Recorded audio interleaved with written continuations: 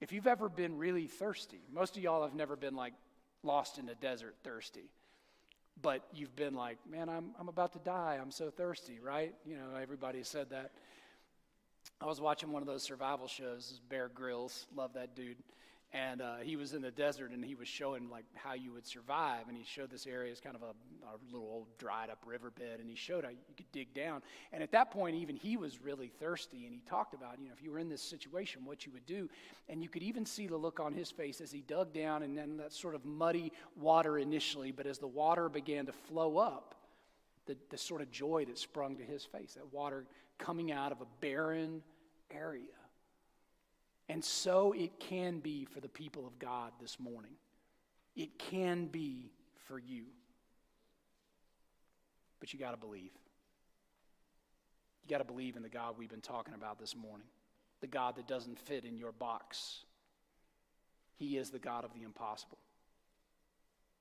On Palm Sunday, the people saw Jesus and they recognized something new was breaking through. Many of them, like I told you, they seemed to get it.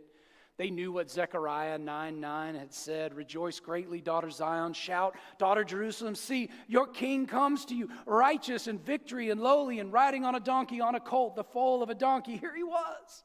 And Jesus entered the city, and the crowds are cheering. And they love this new thing that God is doing in the moment. They're responding with joy. But here's the thing about Palm Sunday. It carries with it a challenge. And it's a challenge that lasts beyond a single day. And unfortunately, for far too many of them, it didn't last much longer than that. Isaiah's call to you, to me, is to perceive the new thing. Many in the crowd saw and praised. They had an initial response. But not all grasped the depth of everything that Jesus was doing, everything that Jesus would mean, everything that would and have to change in their life.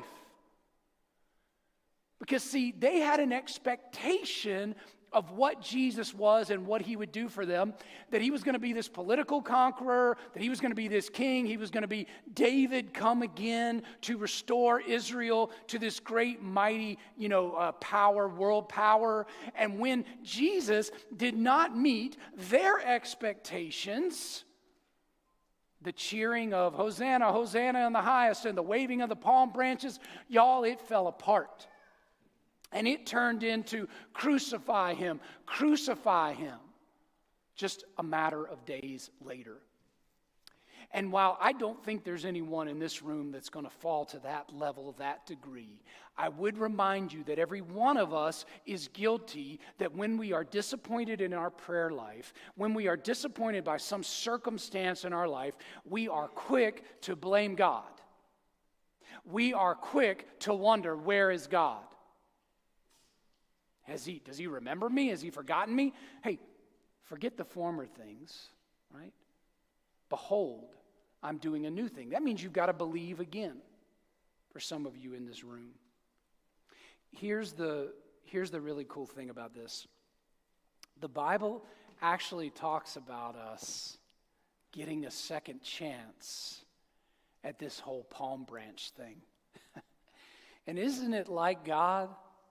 The God of second chances and new beginnings, to actually describe for us in the book of Revelation, when we all come together again in that final new thing that Jesus will do, because he's already told us he's going to make all things new, the heavens and the earth.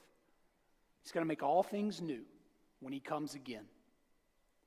And we get a redo. What do I mean? I love this. In Revelation, he actually talks about, in Revelation 7, 9 through 10. This is so cool. It blew my mind when I read it. Because I'd read it before, but I didn't remember it. There's going to be a multitude together. A multitude just like on Palm Sunday, but way bigger. From every nation, tribe, people, and language standing before the Lamb, waving palm branches and proclaiming, and then it says, salvation belongs to our God who sits on the throne, and that praise is to the Lamb, it says. That praise that began on Palm Sunday that fell apart in the sinfulness of humanity gets new life too in heaven when Jesus makes all things new. That new thing is breaking through this morning, right now, in hearts and minds. Do you perceive it? Can you hear it? It's coming down the track of your life, if you'll believe. If you'll forgive me, if you'll indulge me, I'm going to close with another train illustration. 2 in one sermon. That's a lot of train illustrations, but indulge me.